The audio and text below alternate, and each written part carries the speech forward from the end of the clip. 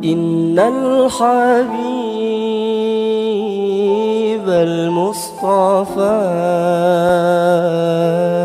ذو رفة وذو وفاء وذكره. بسم الله الرحمن الرحيم. السلام عليكم ورحمة الله وبركاته.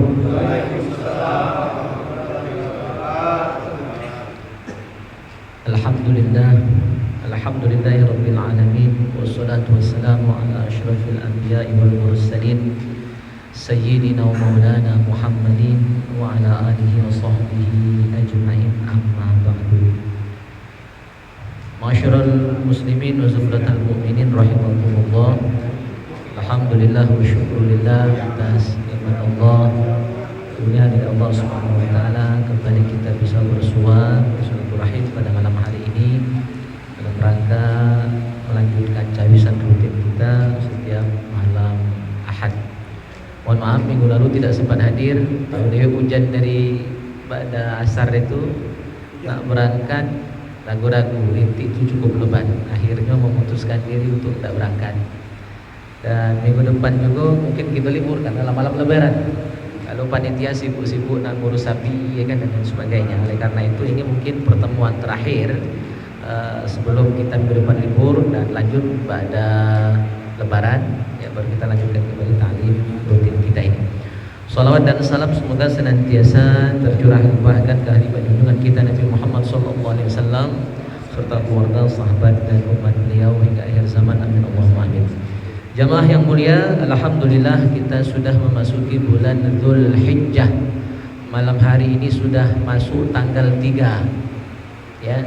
Jadi Jumat kemarin tanggal 1, hari ini Sabtu, tadi Sabtu tanggal 2, malam ini sudah Ahad. Karena hitungan kalender Hijriah sejak Maghrib sudah masuk tanggal baru. Jadi malam hari ini, saat ini kita sudah di tanggal 3 Dzulhijjah. Saya sudah sampaikan beberapa waktu yang lalu, tak tahu di masjid ini sudah saya sampaikan atau belum. Karena kebanyakan majelis kadang-kadang saya bingung materi sudah disampaikan atau belum. Sekedar mengingatkan bahwa di bulan Dzulhijjah ini bulan mulia, bulan haram, bulan suci dalam Islam, dan kita disunnahkan memperbanyak amal soleh di bulan ini. Sampai-sampai di Al-Quran Allah bersumpah, wal fajr walayalin ashr, demi fajar dan demi malam-malam yang 10. Nah, malam-malam yang 10 yang dimaksud dalam ayat ini, ulama tafsir menerangkan, di antaranya Syekh Abdul Qadir Al-Jilani dalam kitabnya Al-Ghunyah ya, jilid 2 halaman 43, 42, 43 dan 44 menerangkan bahwa maksud walayalin ashr adalah 10 hari pertama, 10 malam pertama di bulan Dzulhijjah. Maka 10 hari ini kita sunnah untuk melakukan beragam aktivitas ibadah. Di antara yang paling ditekankan adalah untuk puasa tanggal 1 sampai tanggal 9. 10-nya haram, 11, 12, 13 haram. 4 hari setelahnya haram ya, tidak boleh puasa. Yang disunnahkan adalah 1 sampai 9. Sanggup semuanya alhamdulillah. Kalau tidak sanggup minimal 9 hari jadilah. Masih tidak boleh lah itu.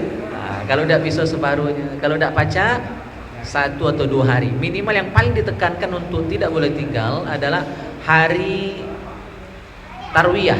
Tarwiyah tanggal 8 ya, Dzulhijjah, dan hari Arafah tanggal 9. Nah, 2 hari ini kalau bisa jangan tidak puasa. Walaupun ini hari paling berat. Tuh ibu-ibu hari memasak. Ya.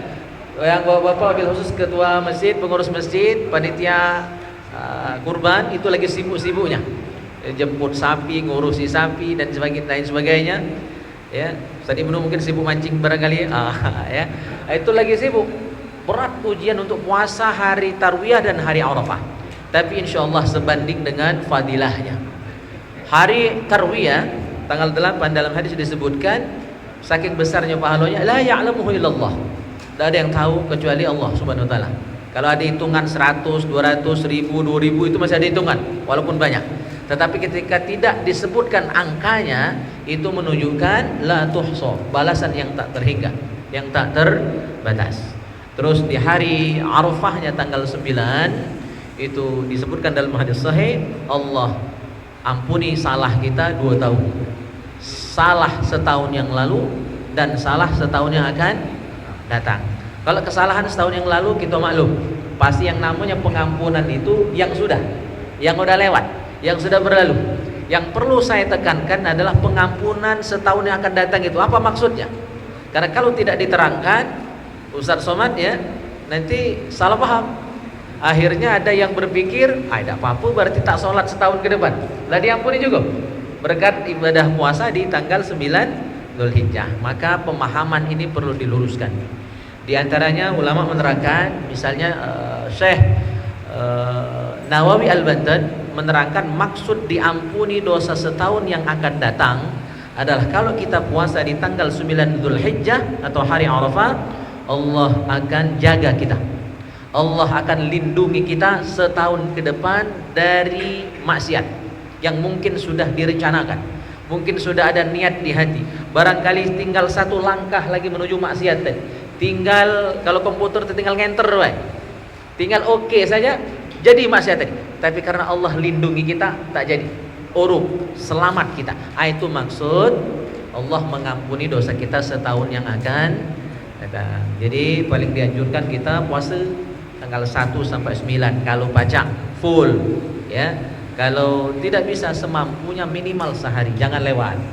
Jangan kecul ya, jangan tidak dapat sama sekali walaupun hanya satu hari. Dan juga ketika ada iming-iming, ada targhib ya, motivasi dari Allah, dari Rasul ya, tentang fadilah suatu amalan ya, seperti yang tadi sudah kita sebut, misalnya pahala puasanya begini-begini, pahala kurbannya nanti itu luar biasa, dihitung per helai dari hewan kurban yang kita sembelih, seluruh bulu kambing itu berapa juta jumlahnya, itu nanti pahala untuk yang berkurban. Nah, ada yang sering kita lupa, ketika ada janji pahala, janji pelipat gandaan kebaikan atas kebaikan kita, atas amal soleh kita, ada mafhum mukhalafah namanya, ada pemahaman terbalik. Pemahaman terbaliknya apa?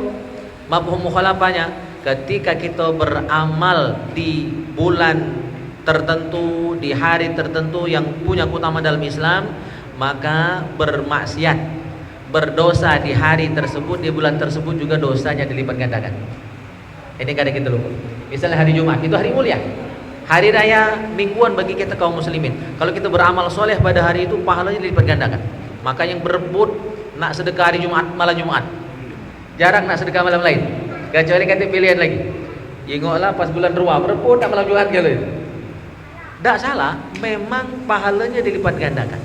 Tetapi yang harus kita waspadai, ketika pahalanya dilipat gandakan pada hari-hari tertentu, dosanya pun dilipat gandakan.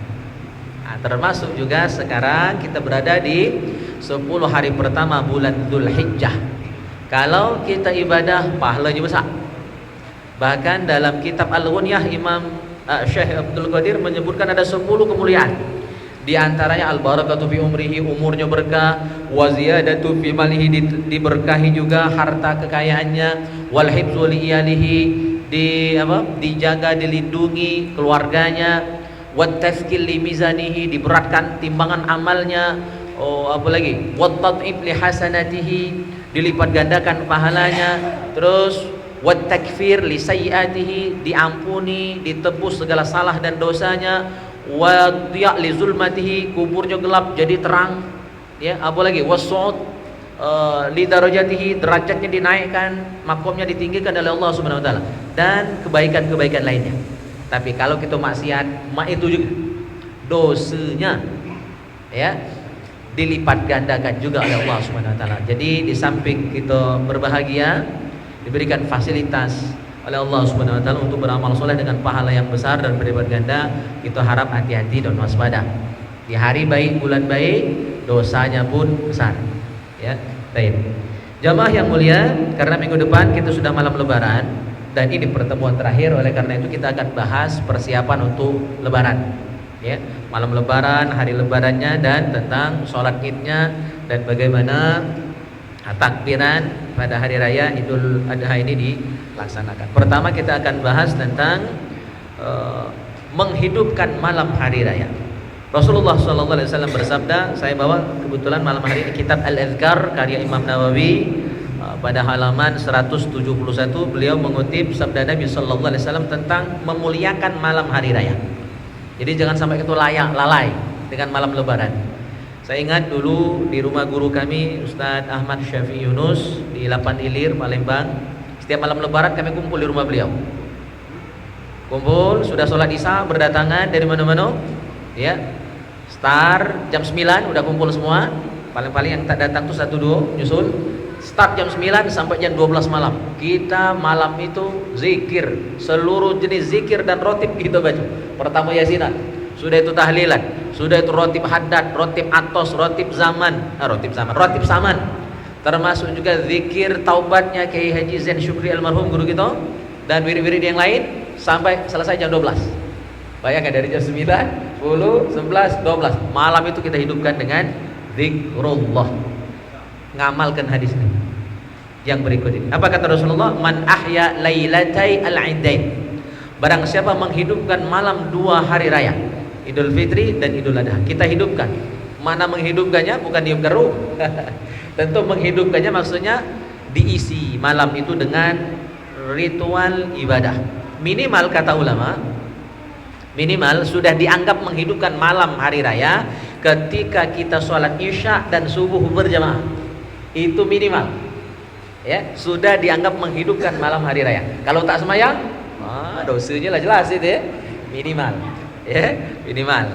Apalagi memang setelah sholat isya berjamaah kita kumpul di masjid, takbiran, minimal itu takbiran, ya. Apalagi ditambah dengan macam-macam wirid tadi, segala rotib, ya, rotib saman, rotib atos, rotib haddad kita baca, itu tambah lagi sambil nyago hewan kurban, ya kan. Kita juga beribadah pada malam hari itu.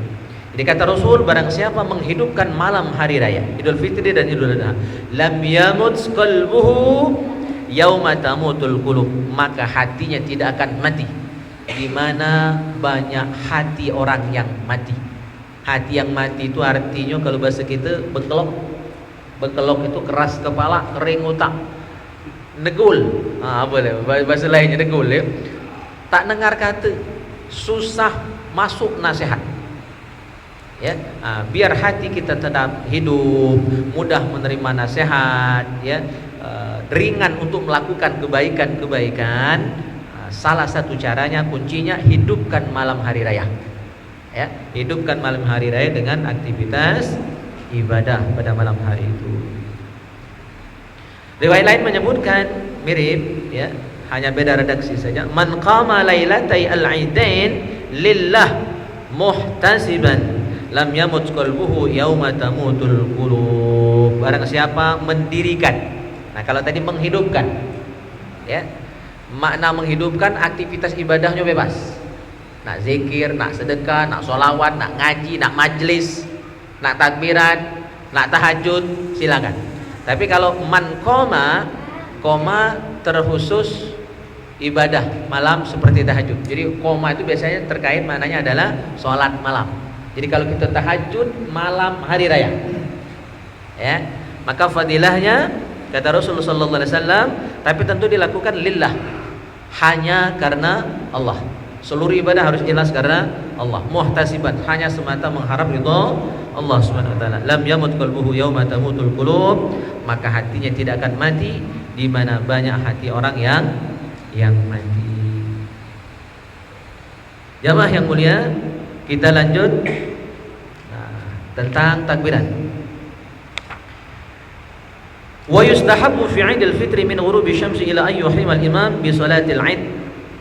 Untuk takbiran Idul Fitri waktunya hanya singkat, dari terbenam matahari malam lebaran, berarti sejak maghrib sampai sholat id dilaksanakan, imam mengucap takbiratul ihram Allahu Akbar, habis waktu untuk takbiran. Berarti selesai sholat id, tak takbiran lagi. Apalagi zuhur yuk, Selesai. Jadi takbirannya hanya dari maghrib sampai sholat id dilaksanakan. Jadi berarti hanya satu malam, pagi sebentar, ya gitu.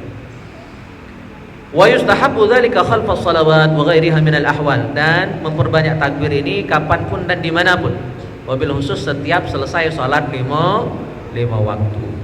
Wa yukthiru minhu 'inda izdihamin nas, memperbanyak takbir ketika ada perkumpulan, ya di masjid tentu kita berkumpul, waktu silaturahim bertandang, ya dari rumah ke rumah, keluarga, sahabat, tetangga, itu takbiran juga. Jangan ngomong baik, jangan sibuk makan ketupat.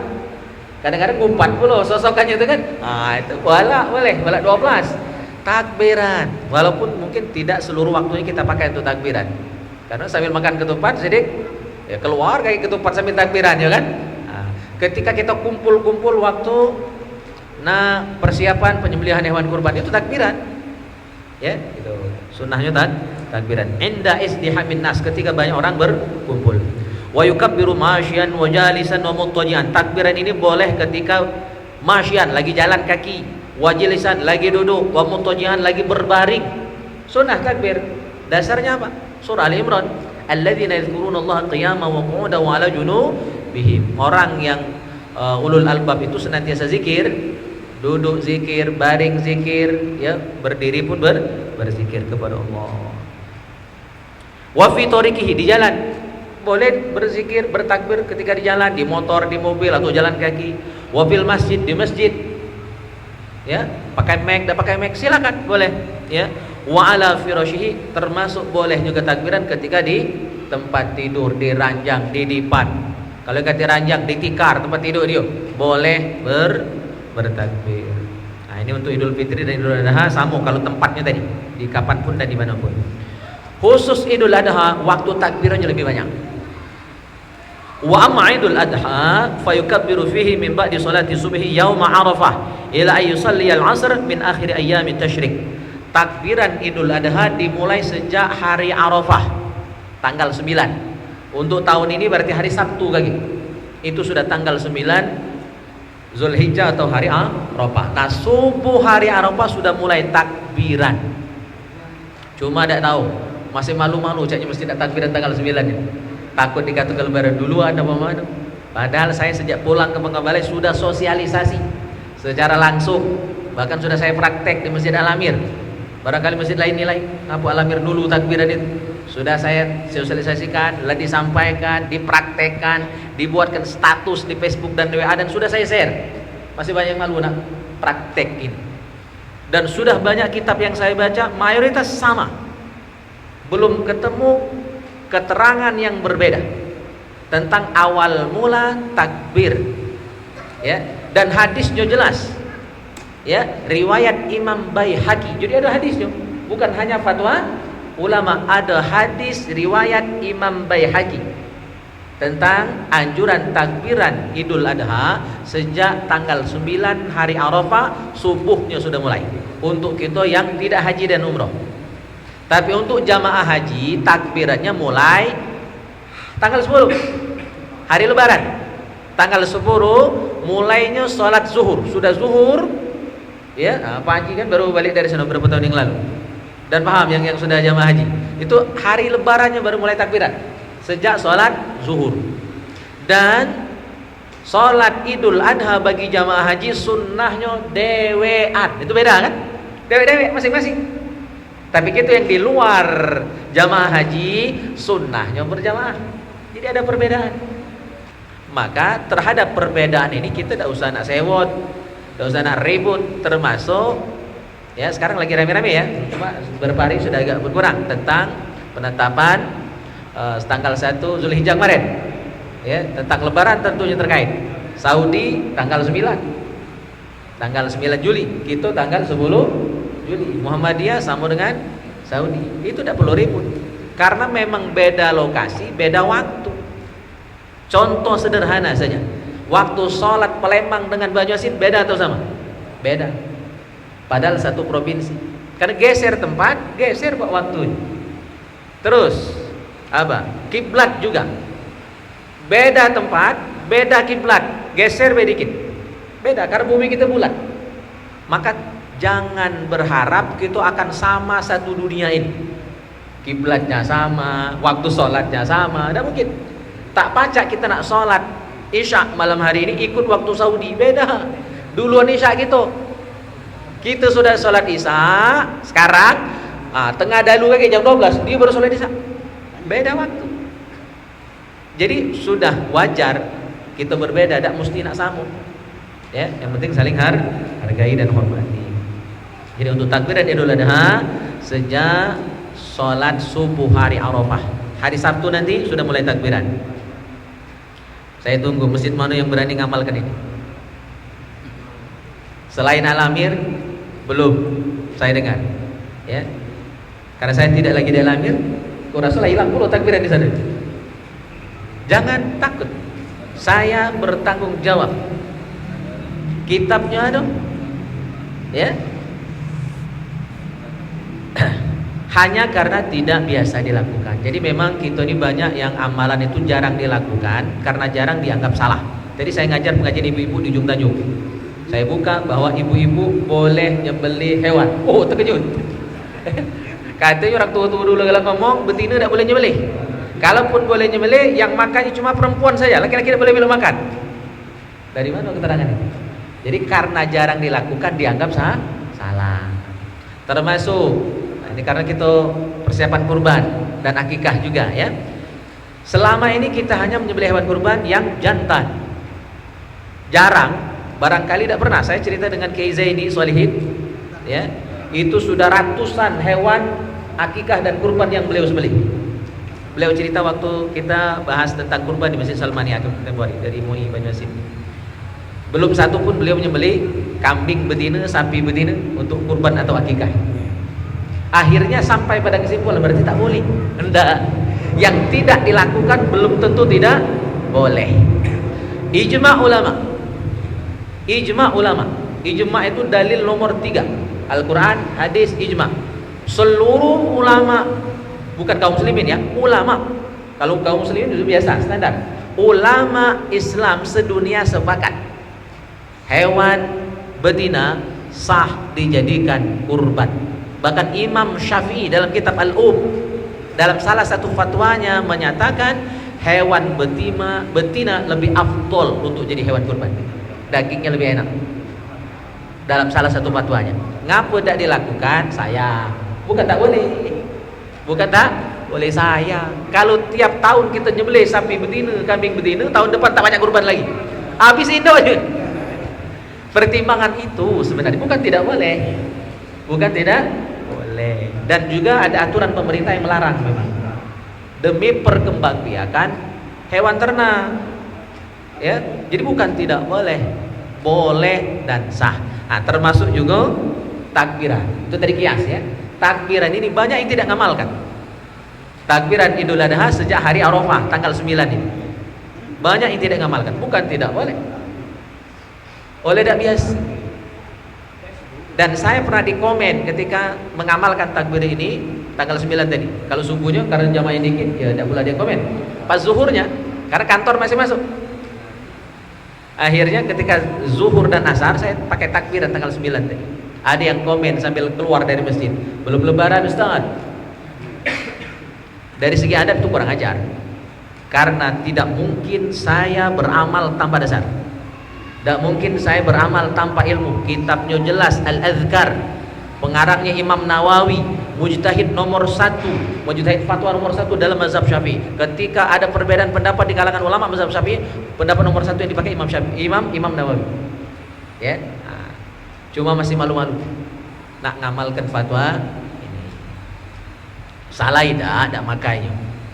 Dosa tidak, karena sunnah juga kan. Cuma lebih baik kita pakai. Dasarnya jelas, hadis riwayat Imam Baihaqi. Awalnya itu, akhirnya sampai sholat asar hari tasyrik yang ketiga. Berarti takbiran Idul Adha 5 hari. Tanggal 9, 10, 11, 12, 13, 5 hari.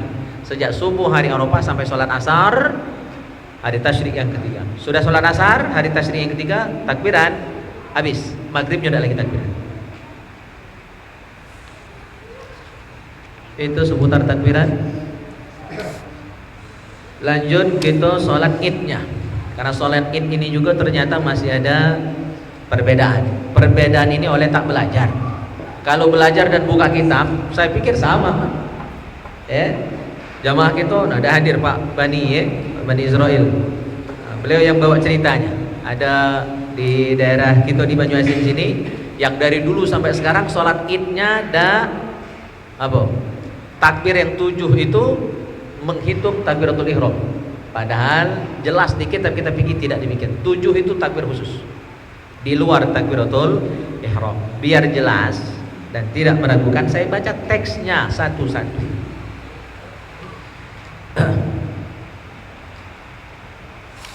Fayukabbiru fir rakaatil ula sab'a takbiratin siwa takbiratil iftitah. Untuk salat Id, Idul Fitri, Idul Adha sama teknisnya, sama caranya. Rakaat pertama membaca takbir 7 kali. Takbir 7 kali. Siwa takbiratil iftitah. 7 itu selain takbiratul iftitah, takbir pembuka salat, takbiratul ihram. Berarti kalau dia hitung takbiratul ihram 8, bukan 7. Jadi 7 itu memang takbir khusus, takbir tambahan yang hukumnya sunnah hayat. Artinya kalau tinggal sholat tetap sah, tidak harus sujud sahwi. Kalau imam sudah terlanjur membaca suratul Fatihah, tidak boleh ditinggalkan, langsung lanjut saja Fatihah. Jangan. Nah, itu pernah kejadian di Alamir tahun kemarin. Di Alamir tahun kemarin, sholat Idul Adha-nya, imam rakaat kedua lupa. Rakaat pertama imam baca takbir 7, rakaat kedua lupa. Tidak takbir 5, langsung baca Fatihah. Begitu sampai Maliki Yaumiddin, ada makmum di belakang mengucap subhanallah. Akhirnya imam menghentikan bacaan Fatihah, ulang takbir 5 kali. Secara hukum sholatnya batal. Batal. Kenapa batal? Karena Fatihah itu rukun, wajib hukumnya. Takbir itu sunnah. Tidak boleh meninggalkan yang sunnah tidak boleh meninggalkan yang wajib demi mengambil yang sunnah.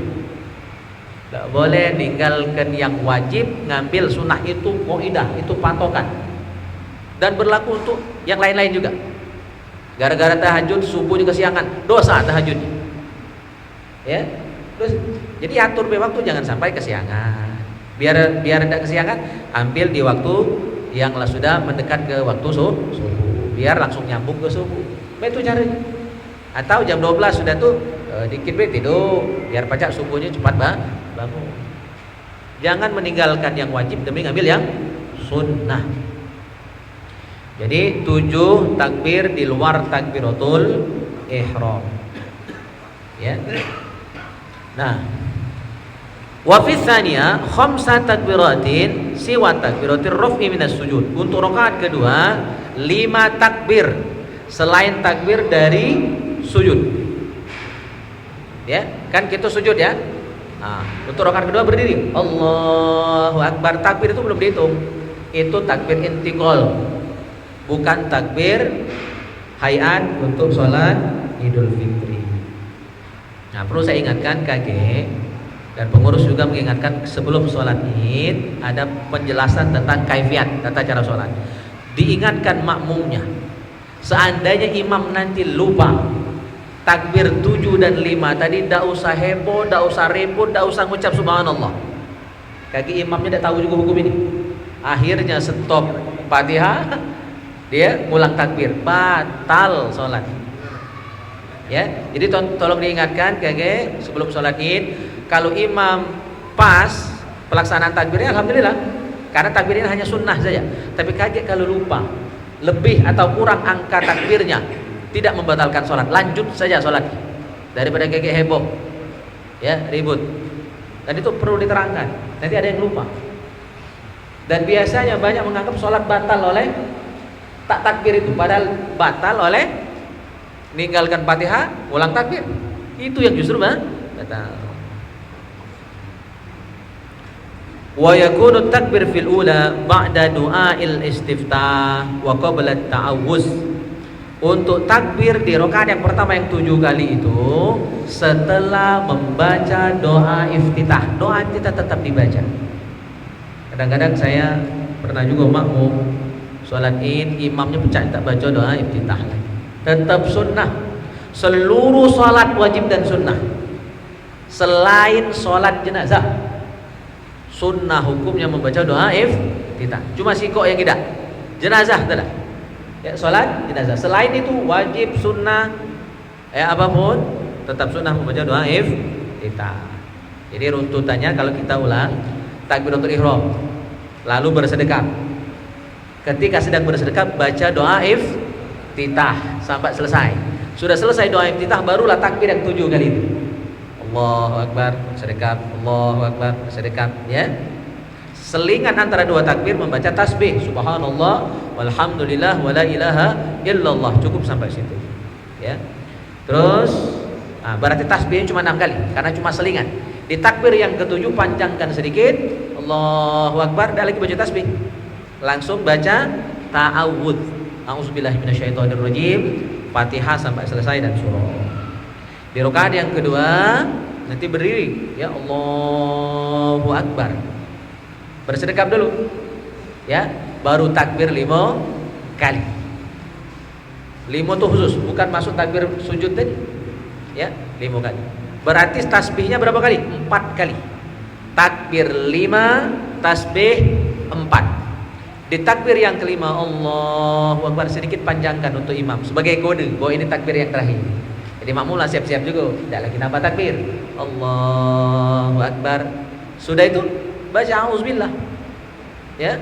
Sir, bismillah, jahar, Fatihah sampai selesai. Nah, itu teknis pelaksanaan sholat hari raya. Baik, sampai di sini silakan kalau ada yang nak didiskusikan, ditanyakan terkait tema ini atau yang lain. Ya, silakan tentang kurban misalnya boleh karena memang ini kesempatan terakhir gitu sebelum hari raya. Ya. Waalaikumsalam. Kami pernah mengalami sholat Id. Ini seumur-umur, rasanya baru sekali itulah. Ada enggak kira-kira apa hadisnya atau dalilnya? Karena takbir itu yang lain sudah mengingat ke, tapi imam tuh masih bersikeras nak 9. Takbir pertama. Nah ini tahun tadi. Iya. Jadi ganjalan. Apakah memang ada? Nah, juga jadi ini juga ya. Cuma karena kita ngikut imam ya sudah. Jadi yang takbir pertama 9, takbir yang keduanya 7. Jadi terima kasih. Iya. Jadi itu salah paham saja. Untuk sholat hari raya Idul Fitri, Idul Adha sama. Ya, dalam hadis disebutkan takbirnya 7 rakaat pertama dan rakaat kedua takbirnya 5. Itu sama, seragam. Yang 9 dan 7 itu bukan takbir sholat, takbir khutbahnya. Kan khutbahnya 2 kali itu.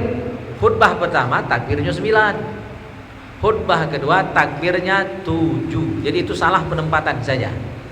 Mungkin lupa itu orangnya. Ya, lupa saja. Atau mungkin waktu belajar dia agak ngantuk. Jadi penjelasannya tak nyambung. Nah, kita makanya keunggulan kita belajar pakai kitab itu bisa diulang. Kadang-kadang saya salah cakap juga kan, kadang-kadang lupa, hilap. Sabkul lisan, terlanjur salah ucap. Bisa jadi. Makanya saya kadang-kadang nyimak sudah pulang ke rumah saya putar ulang siaran langsung. Malam hari ini yang siaran langsung kita hadir. Itu saya putar ulang. Nah, Ustadz Ibnu siaran langsung hari. Saya kadang putar ulang. Ya Allah, astagfirullah, salah ucap. Itu ketahuan setelah kita putar rekodnya, ulangannya begitu. Jadi penting yang kita belajar berkitab, berbuku, berguru bisa direview, bisa diulang benar salah. Itu keuntungannya. Bukan perlu nak belagak, bukan, ya kan? Bukan perlu nak minta alam, Ciigo minta alam, ya kan? Habis Rai minta alam, minta tak sorot ini ya. Jadi jelas itu salah. Tidak ada. Saya belum ketemu keterangannya. Kalau aku yang buyat belum ketemu keterangannya kan? Tapi setahu saya sholat sama 7-5 takbirnya. Kalau 9-7 itu khutbah, bukan sholat. Ya. Aku ini kan kalau sholat kan mau asal ini Ustaz ya. Tapi saya perhatikan para ustaz itu selalu dikalungkan sini Ustaz. Apa filosofi? Kalau kami ini saat ini kami untuk betul kan? Apa filosofinya? Apa kira-kira Ustaz? Tolong di Ustaz. Terima kasih. Ya, itu ada hadisnya. Ada hadisnya. Jadi sunnah ini namanya rida. Ya, boleh pakai kanan, kiri, atau diselempangkan kiri kanan. Itu yang lebih afdol. Kayak Kak Tarmizi, Ustadz Somad, itu yang paling afdol. Ustadz Ibnu Hajar, ya. Oh, ini banyak. Ya. Ada Swan, Haji Firman, ya kan? Itu yang paling afdol memang. Diselempang kiri kanan. Itu hukumnya sunnah. Ada hadisnya memang. Cuma saya tidak hafal lafadznya, ya, matannya. Sunnah. Ya. Dan itu menambah apa? Keutamaan dari sholat kita itu. Ya, itu sama dengan pakai surban. Kalau pakai surban dengan tidak pakai surban, maka sholatnya beda. Ya, kalau pakai sorban itu pahalanya 2 rakaat itu setara dengan 70 rakaat tanpa sorban. Ya. Dan kalau kita tidak pakai sorban, pakai peci ini sudah dianggap wajib. Ya. Jadi pakai sorban itu lebih afdol, minimal ya, itu dengan pakai peci. Pahalanya lebih besar daripada sholat tanpa peci. Dan untuk mendapatkan pahala sunnah itu dalam kitab Bidayatul Minnah, tadi sudah kita bahas apa belum ya? Sudah di kitab Bidayatul Minnah yang 500 sunnah dalam sholat itu. Biar mendapatkan pahala itu harus dipakai. Rida ini posisi memang di bahu. Baik diselempangkan kiri kanan atau kanan saja atau kiri saja. Memang sunnah ini pakai. Jadi ketika tidak dipakai di bahu, sunnahnya hilang, fadilahnya tak dapat. Fadilah memang tak dapat. Ya, maka dia menjadi sejadah biasa. Padahal kita ada sejadah, kecuali dekati sejadah. Jadi memang lebih afdol dipakai. Sama cak peci, bukan ditaruh. Peci ini dipakai. Nah, status ini sama cak peci. Dia aksesoris bagian atas.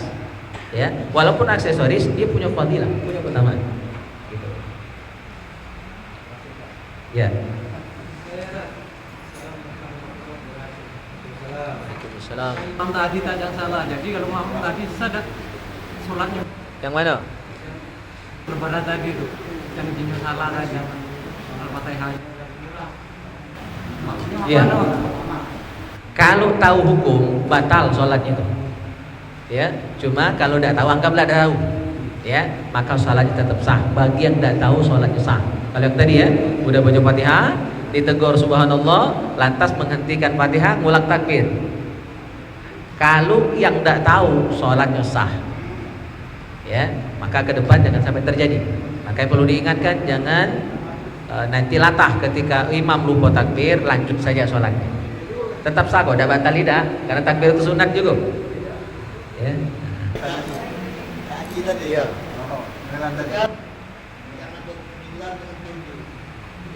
Itu orang tahu salah, kita belajar itu orang tahu. Iya. Oh itu salah. Kita ke tempat kayak gitu kejadiannya, apa kita tak ikuti? Ada kalau salah. Iya. Kita tidak tahu. Ini tidak tahu. Sama dengan yang ditanya tadi, Ustaz. Apa itu pertanyaan? Iya. Kita tidak tahu, itu salah. Kita ikuti. Tidak mungkin lah kita membuat dengan imam kan? Jadi kalau kita tidak tahu, itu tanggung jawab imam lah. Nah, itulah pertanyaan Ustaz. Oke, iya. Jadi sudah dibahas pada lama.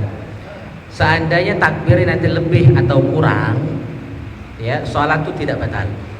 Bahkan tidak baca takbir sama sekali pun sholat tidak batal. Cuma kalau sengaja lebih itu kan salah, atau sengaja kurang, ya salah. Maka statusnya makruh. Tidak membatalkan sholat. Sengaja nak nambahnya, pengen 9, pengen 10, nambahin dewek, maka itu makruh. Ya, makruh. Berarti sholatnya itu tidak mendapatkan pahala. Tunggu-tungguin baik. Sah tapi tidak dapat pahala. Nah, untuk kita makmum, kalau hitungan kita, ringkinan kita udah pas, udah 7 rakaat pertama, udah 5 rakaat yang kedua. Ternyata imamnya lebih atau kurang. Kalau misalnya lebih, kita tidak usah ikut.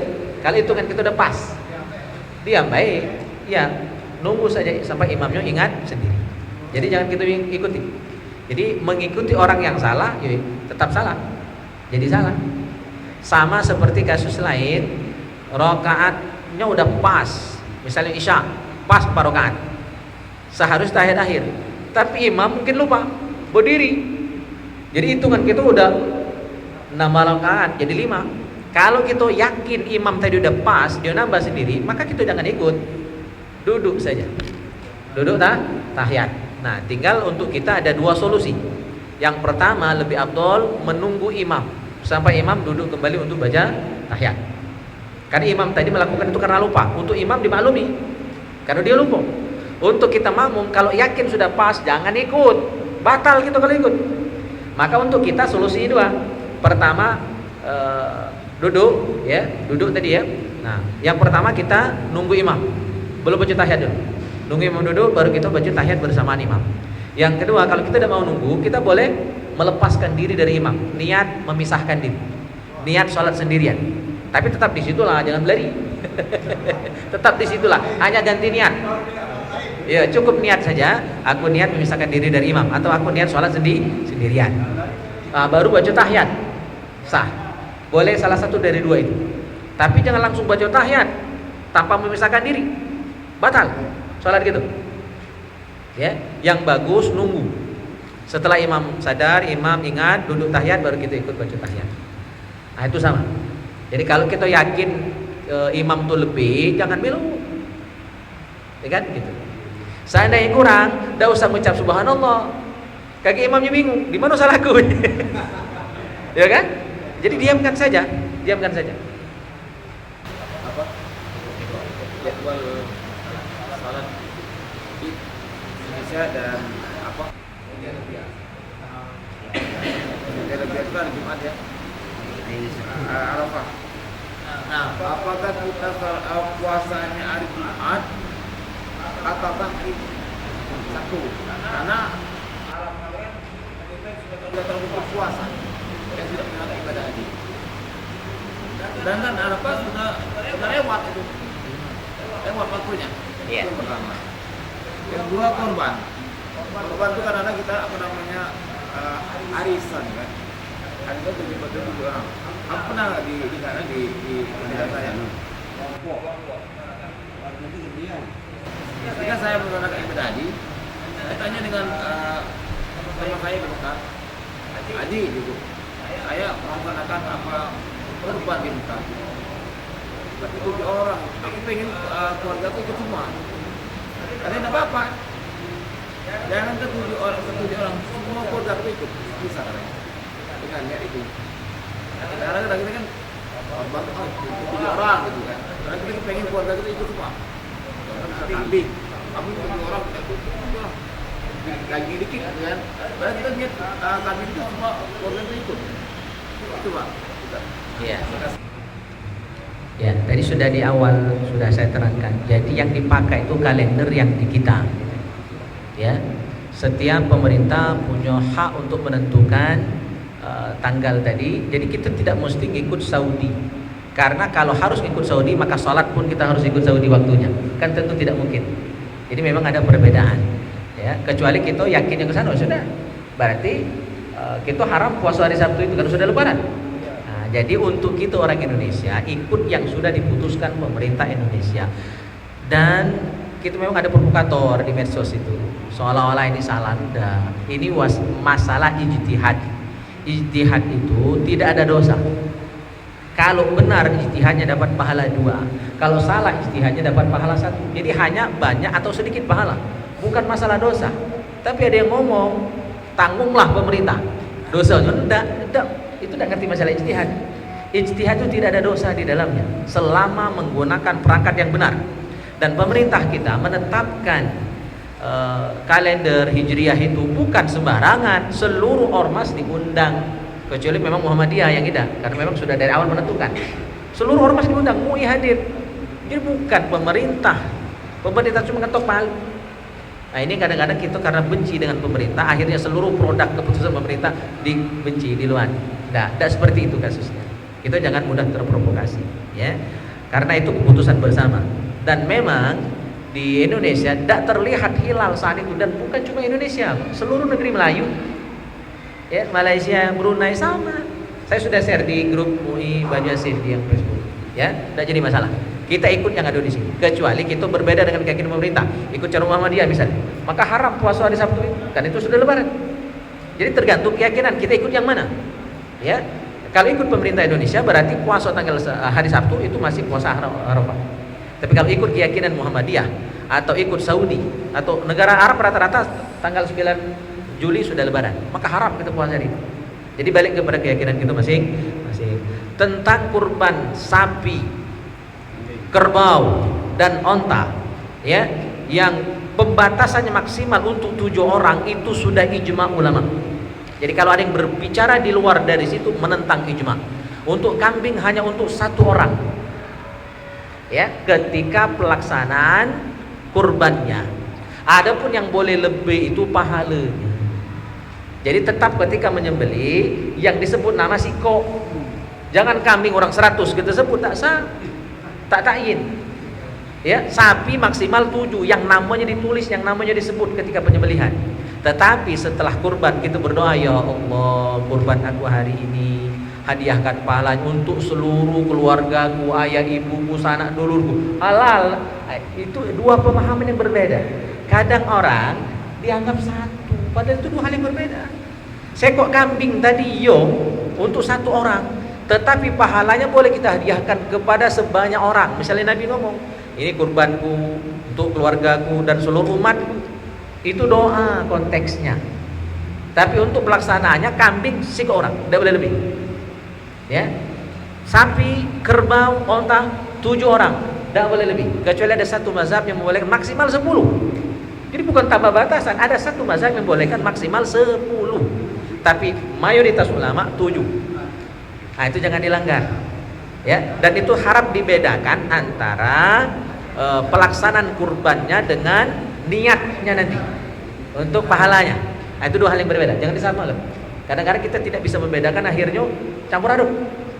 Ya, jadi nanti panitia tetap mendata kambing ini siapa namanya. Jangan atas nama keluarga, 1 orang. Nah, nanti yang punya kurban kambing 1 orang tadi berdoa, ya Allah, kurban aku ini atas nama aku, ya. Tapi tolong hadiahkan pahalanya, limpahkan pahalanya untuk seluruh sanak keluargaku. Nak disebut 100, 1.000.000 bagi ya, hafal namanya. Tidak masalah. Nah, itu 2 hal yang berbeda. Ya. Jemaah yang mulia, ini saja taklim kita malam hari ini. Semoga berkah manfaat untuk kita semua, dan ke depan mungkin kita libur karena memang malam lebaran. Insyaallah kita lanjut sebelum kemudian. Ini saja, lebih dan kurang mohon maaf. Kita akhiri dengan doa kafaratul majlis. Subhanakallahumma bihamdika asyhadu an la ilaha illa anta astaghfiruka wa atubu ilaik. Wassalamualaikum warahmatullahi wabarakatuh.